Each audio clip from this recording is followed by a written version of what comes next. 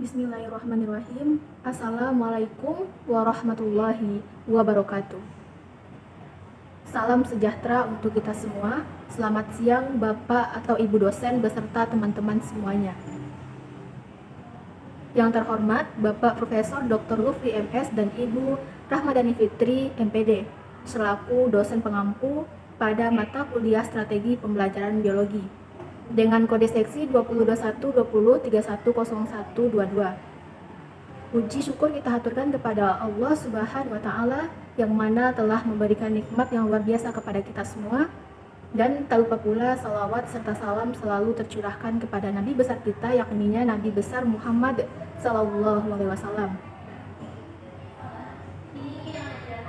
Baiklah, pada kesempatan kali ini kami dari kelompok 2 yang beranggotakan saya Dara Umi sebagai moderator dengan NIM 21031061, Dwi Putri Nur Anissa dengan NIM 20031120, Ebi Restudila dengan NIM 21031121, Fadilah dengan NIM 21031124, dan Fatur Rahman dengan NIM 21031126. Baiklah, pada kesempatan kali ini izinkan kami membahas materi yang berjudul keterampilan dasar guru pada bagian 2. Mari kita simak dengan seksama penjelasan dari teman-teman presentator kita. Kepada teman-teman presentator, dipersilahkan untuk menyampaikan materinya. Baiklah, materi yang pertama yaitu keterampilan membimbing diskusi kelompok kecil. Pada paradigma lama pendidikan yang menyatakan bahwa mengajar adalah suatu proses menyampaikan atau penerusan pengetahuan sudah mulai ditinggalkan. Sekarang, pendidikan sudah terarah ke paradigma baru yang menyatakan bahwa mengajar adalah perbuatan yang kompleks, yaitu menggunakan sejumlah keterampilan secara integratif untuk mengembangkan potensi atau kemampuan anak didiknya. Nah, di sini diskusi kelompok kecil adalah suatu proses yang teratur yang melibatkan sekelompok individu dalam suatu interaksi tatap muka secara kooperatif untuk tujuan sebagai pengetahuan, menyelesaikan masalah, dan juga membuat keputusan. Kelompok diskusi kecil memiliki 4 karakteristik. Yang pertama, melibatkan sekelompok individu yang beranggotakan 3-9 orang. Yang kedua, berlangsung dalam interaksi tatap muka informal. Yang ketiga, memiliki tujuan dan kerjasama antar kelompok. Yang keempat, bermaksud mengikuti proses yang teratur dan sistematis menuju suatu kesimpulan. Kekurangan dan kelebihan diskusi kelompok kecil. Yang pertama, ada kelebihan. 1. Sumber informasinya lebih banyak. Dengan kita berkelompok, pastinya lebih banyak informasi yang didapatkan untuk menghasilkan keputusan yang baik. Yang kedua, sering mendapatkan motivasi. Dengan berkelompok, tentunya kita bisa mendapatkan motivasi dari anggota yang lain. Yang ketiga, meningkatkan kepercayaan diri. Jika ada anggota kelompok yang pemalu, maka dia akan lebih berani berinteraksi pada kelompok kecil daripada kelompok besar. Yang keempat, keterlibatan seluruh anggota kelompok dalam mengambil keputusan. Anggota kelompok mempunyai ikatan yang kuat terhadap keputusan yang diambil, serta dapat meningkatkan saling pengertian antara individu dengan satu individu yang lain atau dalam kelompok yang lain. Selanjutnya ada kekurangan. Yang pertama, memakan waktu yang lebih banyak daripada cara belajar biasa dan terjadinya pemborosan waktu. Misalnya, diskusi yang kita lakukan tidak berjalan dengan baik, dapat terlantur dan tidak relevan dengan masalah yang dibahas. Yang kedua, anggota kurang aktif, kurang berminat seperti anggota yang pemalu dan pendiam. Yang ketiga, berpartisipasi dalam diskusi. Yang keempat, diskusi didominasi oleh anggota tertentu saja. Yang kelima, sering terjadi penekanan pendirian, misalnya kita menemukan perbedaan pendapat dengan dukungan yang berbeda pula. Misalnya nih, kelompok yang satu mendukung pendapat seseorang, sementara kelompok yang lain mendukung pendapat yang lain.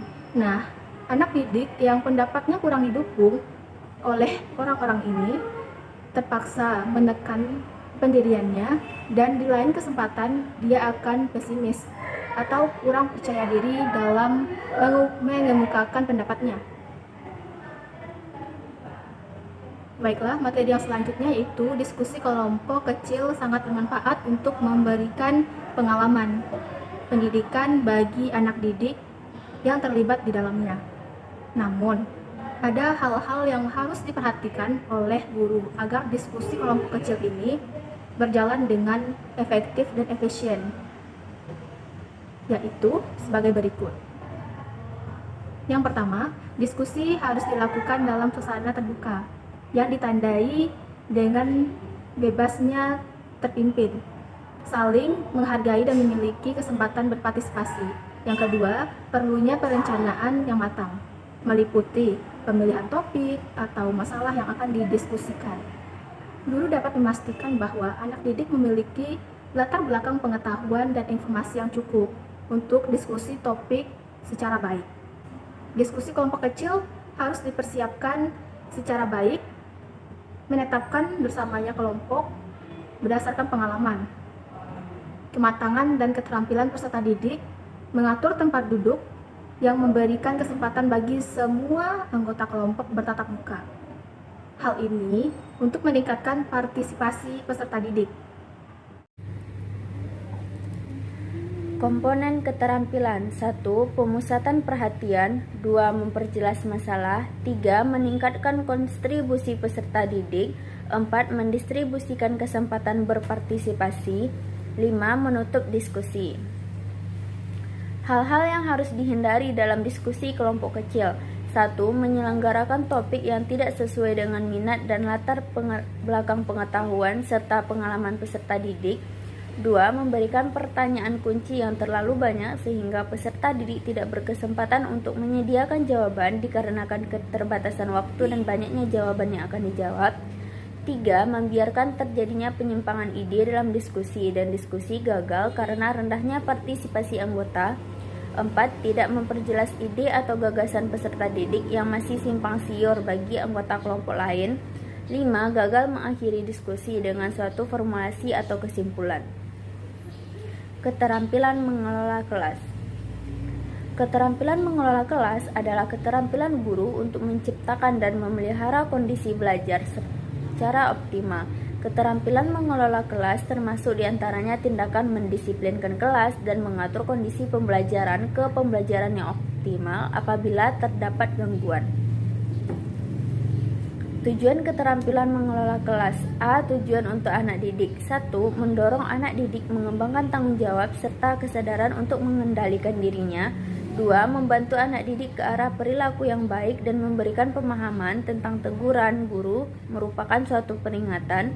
3. Menimbulkan rasa berkewajiban melibatkan diri dan berperilaku yang wajar dalam kegiatan pembelajaran.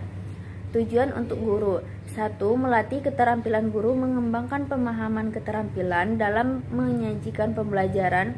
2. Menyadari dan memenuhi kebutuhan anak didik serta mengembangkan potensinya. 3. Merespons secara efektif terhadap perilaku anak didik yang menyimpang. 4. Merangsang pemikiran guru untuk mengembangkan strategi pengelolaan kelas yang tepat sesuai kondisi kelas. Prinsip penggunaan. 1. Kehangatan dan keantusiasan. 2. Menantang. 3. Bervariasi. 4. Keluasan. 5. Penekanan pada hal-hal positif. 6. Penekanan disiplin. Selanjutnya, komponen keterampilan. Komponen keterampilan ini terbagi atas dua. Yang pertama, keterampilan yang berhubungan dengan penciptaan dan memelihara fondasi belajar yang optimal. Keterampilan ini berhubungan dengan kompetensi guru dalam mengambil inisiatif pembelajaran. Aktivitas-aktivitas yang berkaitan dengan keterampilan itu terdiri atas yang pertama, menunjukkan sikap tanggap, yang kedua, membagi perhatian, yang ketiga, pemusatan perhatian kelompok, yang keempat, pengarahan dan petunjuk yang jelas, kelima, menegur, keenam, memberi penguatan dan kelancar, ketujuh, kelancaran. Komponen keterampilan yang kedua yaitu keterampilan yang berhubungan dengan pengembangan kondisi belajar yang optimal. Keterampilan ini berkaitan dengan upaya guru mengatasi gangguan anak didik agar dapat mengembalikan kondisi belajar. Apabila terdapat anak didik yang menimbulkan gangguan berulang-ulang, guru dapat minta bantuan kepada kepala sekolah atau orang tua anak didik untuk membantu mengatasinya. Keterampilan ini penting dimiliki guru. Pada kondisi tertentu, guru perlu menggunakan strategi tertentu untuk melakukan perbaikan terhadap perilaku anak didik. Di antara strategi yang dapat kita lakukan, yang pertama, modifikasi perilaku. Yang kedua, guru menggunakan pendekatan pemecahan masalah kelompok. Yang ketiga, mengatasi perilaku yang menyimpang dan menimbulkan masalah dalam kelas. Pendekatan yang dapat dilakukan di dalam kelas terdiri atas 9. Yang pertama, pendekatan kekuasaan. Yang kedua, pendekatan ancaman. Yang ketiga, pendekatan kebebasan. Yang keempat, pendekatan resep. Kelima, pendekatan perilaku guru dalam mengajar. Keenam, pendekatan pengubahan perilaku. Ketujuh, pendekatan sosio-emosional. Yang kedelapan, pendekatan proses belajar proses kelompok. Yang kesembilan, pendekatan ganda. Materi selanjutnya yaitu keterampilan mengajar kelompok kecil dan perorangan. Sebelumnya kita mengetahui apa itu rasional. Rasional yaitu upaya meningkatkan peranan anak didik dan mengurangi peran guru dalam proses pembelajaran dengan berbagai istilah seperti cara belajar mahasiswa aktif, active learning, atau student center. Meningkatkan keaktifan anak didik dalam pembelajaran dapat dilakukan dengan 3 cara. Yang pertama, mengembangkan keterampilan mengajar kelompok kecil dan perorangan. Jumlah anak didik dalam satu kelompok terdiri berkisar atas 3-8. Yang ketiga, guru menghadapi banyak kelompok dalam individu dalam satu kelas. Selanjutnya, pengertian dari keterampilan mengajar kelompok kecil dan perorangan yaitu keterampilan guru mengaktifkan anak didik belajar dalam bentuk kelompok dan perorangan sehingga pembelajaran berjalan optimal. Hakikat pengajaran kelompok kecil dan perorangan terdiri atas 4. Yang pertama, terjadinya hubungan interpersonal yang sehat dan akrab antara guru ke anak didik, dan anak didik. Yang kedua, anak didik belajar sesuai dengan kecepatan, cara, kemampuan, dan minatnya sendiri. Yang ketiga, anak didik mudah mendapat bantuan dari guru sesuai kebutuhannya. Yang keempat, anak didik terlibat aktif dalam pembelajaran. Materi selanjutnya yaitu peran guru dalam pengajaran kelompok kecil dan perorangan. Peran guru di sini yang pertama yaitu sebagai organisator kegiatan pembelajaran. Yang kedua, sumber informasi bagi anak didik. Yang ketiga, motivator bagi anak didik untuk aktif belajar. Yang keempat yaitu fasilitator bagi anak-anak didik dalam pembelajaran. Yang kelima yaitu pendiagnosa kesulitan dan membantu memecahkan masalah anak didik. Yang keenam yaitu membimbing, mengarahkan, menyumbangkan ide dan memecahkan masalah. Selanjutnya yaitu penggunaan dalam kelas. Belajar dalam kelas kelompok kecil maupun perorangan diperlukan variasi pengorganisasian dan hal-hal yang harus diperhatikan. Pengorganisasian yang pertama yaitu adalah yang model A. Model A ini diawali dengan pertemuan klasikal. Setelah pertemuan kelas, anak didik diberi kesempatan untuk memilih kegiatan dengan bekerja dalam kelompok kecil atau kelompok perorangan. Setelah waktu yang ditetapkan berakhir, pelajaran diakhiri dengan pertemuan kelas kembali untuk melaporkan hasil kerja yang telah dilakukan. Untuk yang model B, pertemuan dimulai dengan pengarahan atau penjelasan klasikal tentang informasi dasar, materi, tugas, serta cara kerja yang dilakukan. Dan untuk model C, pertemuan diawali dengan penjelasan secara klasikal oleh guru. Setelah itu anak didik langsung bekerja secara perorangan, kemudian bergabung dengan kelompok kecil untuk mengolah hasil yang dicapai dan diakhiri dengan laporan kelompok. Dan untuk model D, yaitu keterangannya, pertemuan diawali dengan penjelasan klasikal tentang kegiatan atau tugas yang akan dilaksanakan. Setelah itu anak didik langsung bekerja secara perorangan sesuai kontrak dengan guru sampai batas waktu yang ditentukan. Untuk keterangannya, yang segitiga itu adalah keterangan untuk perorangan, dan yang lingkaran itu adalah untuk kelompok kecil. Hal-hal yang diperhatikan, yang pertama yaitu bagi guru dengan pengajaran klasikal sebaiknya dimulai dengan pengajaran kelompok, kemudian mengarahkan kepada pengajaran perorangan. Yang kedua yaitu tidak semua topik atau pokok bahasan dapat dipelajari secara efektif dalam kelompok kecil maupun perorangan. Yang ketiga yaitu langkah pengajaran kelompok kecil yaitu mengorganisasikan anak didik, sumber, materi, dan ruangan serta waktu yang diperlukan. Yang keempat, kegiatan pengajaran kelompok kecil yang lebih efektif diakhiri dengan kulminasi atau berupa rangkuman, pemantapan materi, laporan, dan lain sebagainya.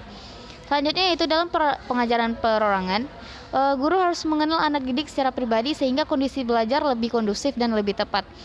Yang terakhir yaitu kegiatan dalam pengajaran perorangan dapat berupa bekerja bebas dengan bahan yang telah disiapkan atau melalui paket belajar yang telah disiapkan oleh guru sebelumnya. Selanjutnya yaitu komponen-komponen keterampilan. Yang pertama yaitu keterampilan mengadakan pendekatan secara pribadi. Hal ini yang harus dilakukan oleh guru. Yang pertama yaitu menanggapi secara positif dan menghargai pertanyaan, pikiran, atau ide yang dikemukakan oleh anak didik. Yang kedua yaitu keterampilan mengorganisasikan kelas. Untuk melakukan keterampilan ini, guru perlu melakukan hal-hal dan memperhatikan hal-hal berikut seperti: 1. Orientasi umum kegiatan. Yang kedua, membagi kegiatan yang meliputi tempat kerja, peralatan, prosedur, atau aturan yang dipakai. Selanjutnya, membagi kelompok secara tepat, mengatur tugas, dan menyediakan sumber-sumber yang dapat digunakan. Dan yang ketiga yaitu keterampilan membimbing dan memudahkan anak didik. Yang pertama, dalam membantu anak didik untuk memajukan kegiatan belajarnya dengan meminimalkan rasa frustasi pada anak didik. Yang kedua, guru juga memerlukan pengembangan supervisi, termasuk di dalamnya memberi tanda kepada perorangan.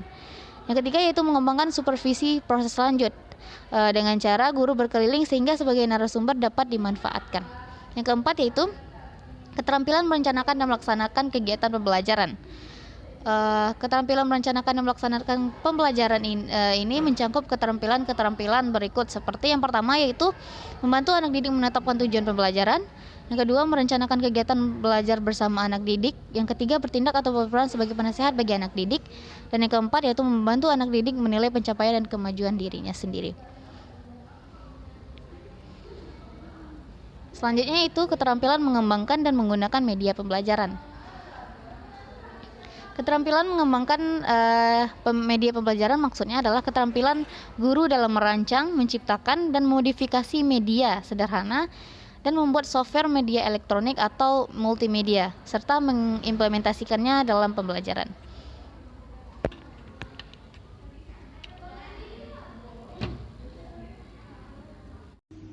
Materi selanjutnya yaitu keterampilan mengembangkan ISQ. ISQ atau Emotional Spiritual Quotient adalah dua kecerdasan yang dimiliki manusia di samping kecerdasan intelektual. Yang intelijensi quotient atau IQ yaitu kecerdasan emosional atau emosional, dan kecerdasan spiritual atau spiritual quotient. Bila ketiga kecerdasan ini berkembang baik dan seimbang pada manusia, dapat diprediksi keamanan dan kedamaian dunia akan tercipta.